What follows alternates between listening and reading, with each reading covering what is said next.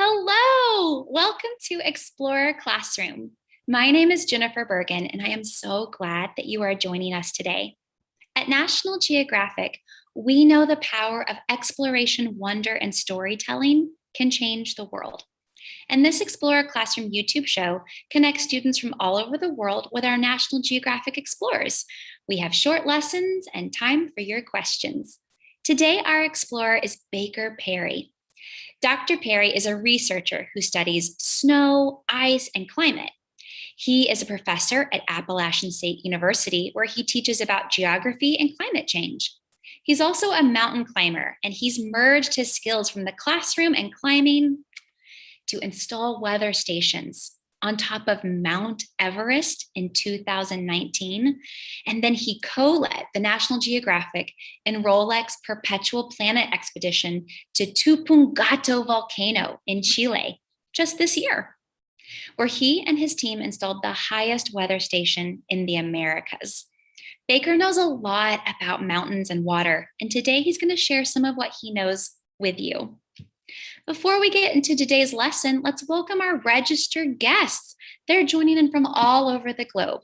Welcome to August's homeschool group, Hoquiam School District 28, Isle Aho Rural School, Mr. Brown students, Mr. Jabo, Mr. Lewis's class, Miss Phillips and Miss Mancuso, Miss Sharma's students, Miss Smith's class, Robin's homeschool group, St.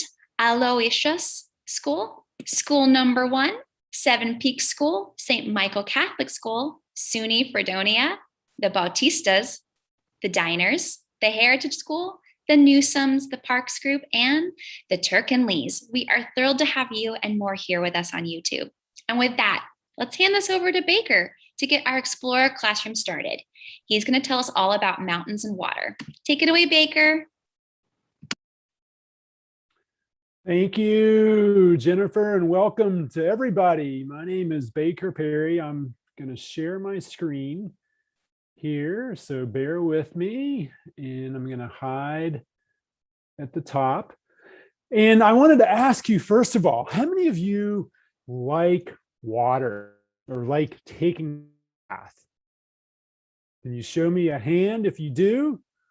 All right, it's maybe some of you. How about, I'm sure you like playing in the water in the summertime, or drinking water, or having clean clothes, or food to eat.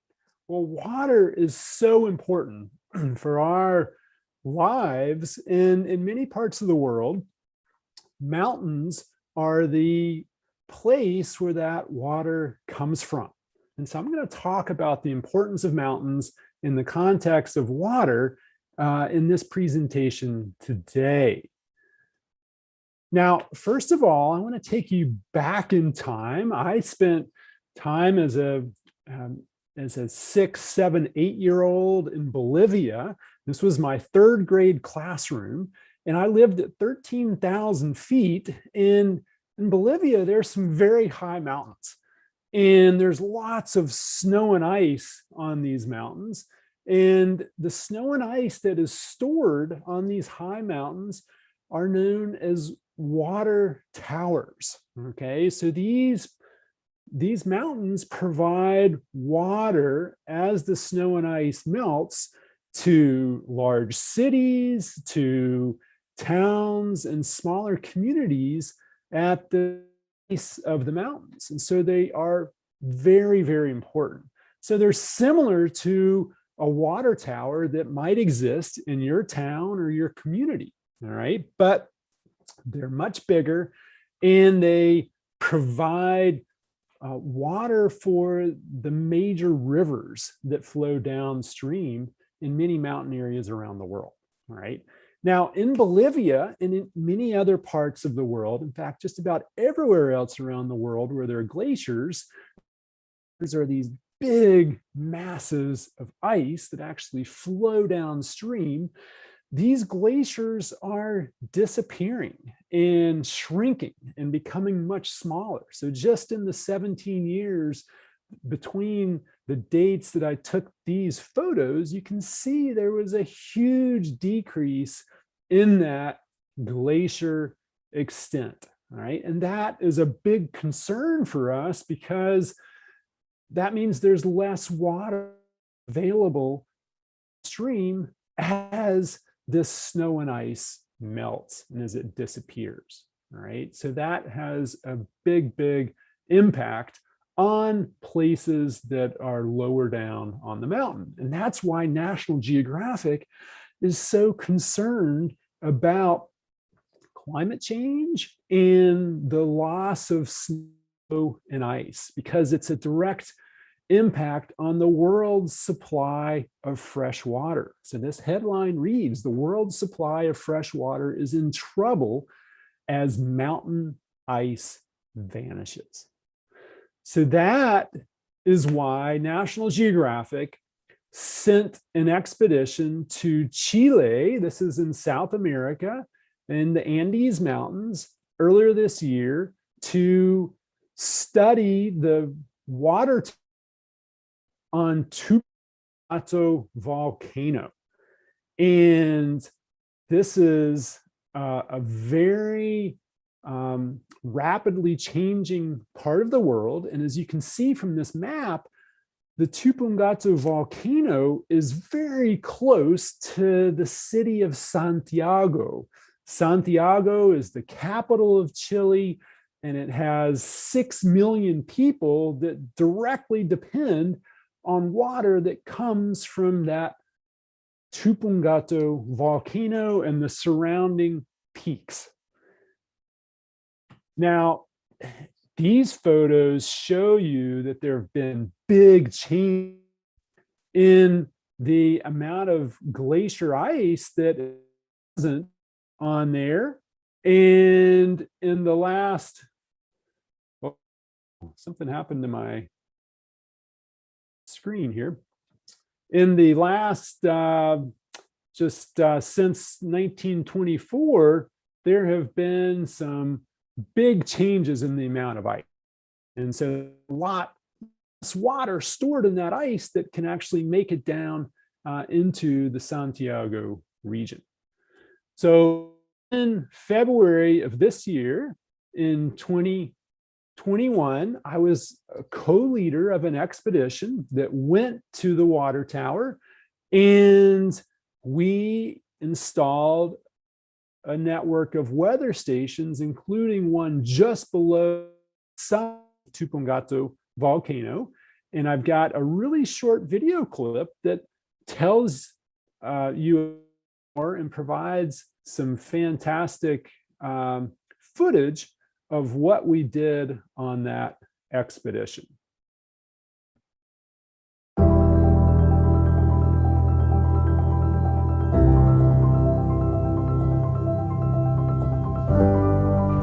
Yeah, so we're just hanging out here at the end of the road and waiting on the guides and the horsemen.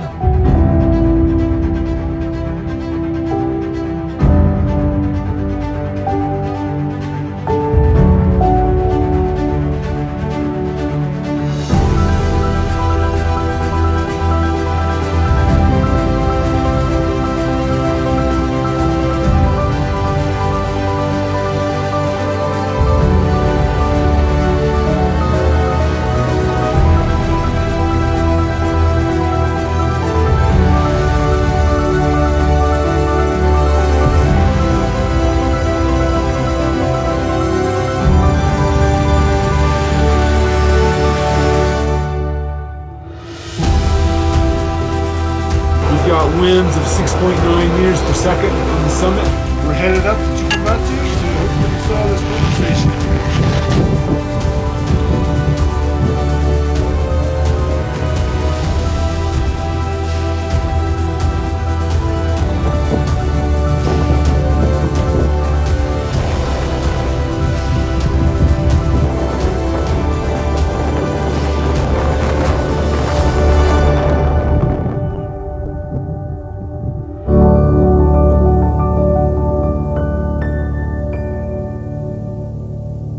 So our team succeeded in installing the highest weather station in the Americas.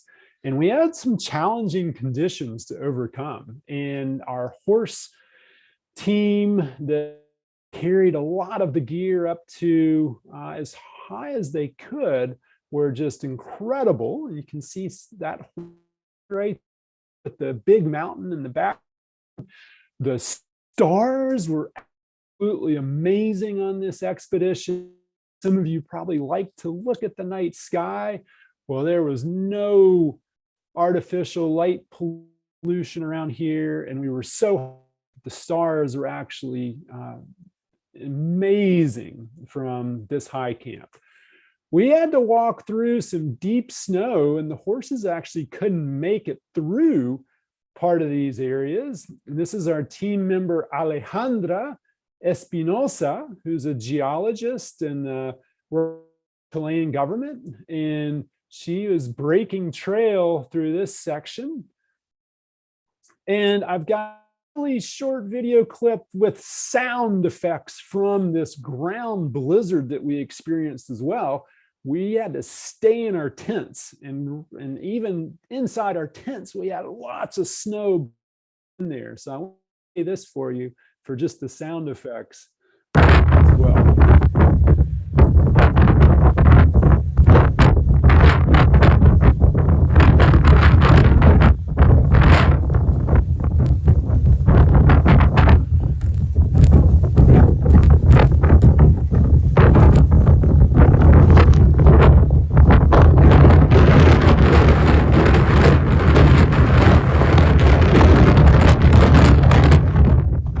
So that was from our high camp at about 19,000 feet. And from there, we still had to climb a long ways up the mountain. And the red line is the route that we took to get up there. And some of these sections were very, very rocky. And we had to use special gear, special equipment to make that happen, to make the summit. And once we reached the summit, we installed this weather station to measure wind speed, temperature, relative humidity, and the amount of sunshine coming in. And so this is very, very important for helping us understand how much snow and ice may melt in the future, and therefore how much water might be available to places such as Chicago and the 6 million people that live there. So this is the view after we installed the weather station. And I'm excited to take some of your questions now. And so I'm going to stop the share and let Jennifer back on to moderate the questions. Thank you. Well, Baker, you've really reminded all of us that mountains are not only cool, but they're a really important source of water. And it sounds like we could join your mission in protecting them. What can we do to help you and your work continue?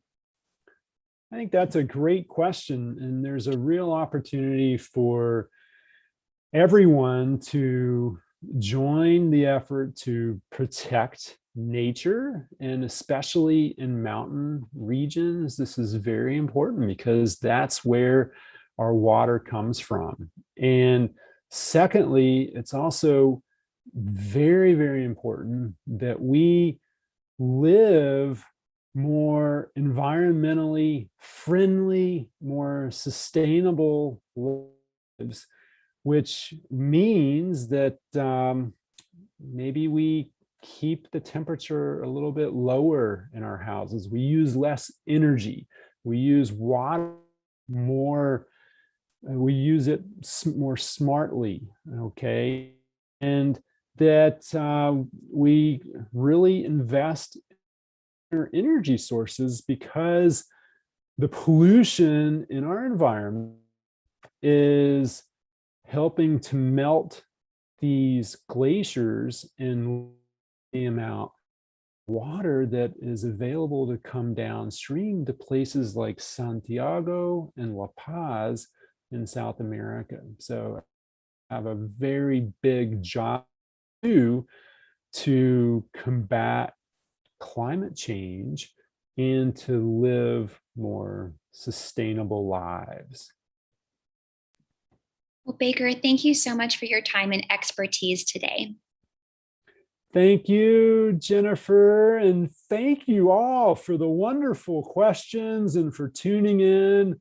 And I hope that you have a wonderful rest of the day. And maybe I look forward to seeing you again on Explorer Classroom sometime. Thank you to all the teachers and the students who have joined us today and for your thoughtful questions. You are probably thinking, I cannot wait for the next event. So please join us for one of our upcoming Explorer classrooms.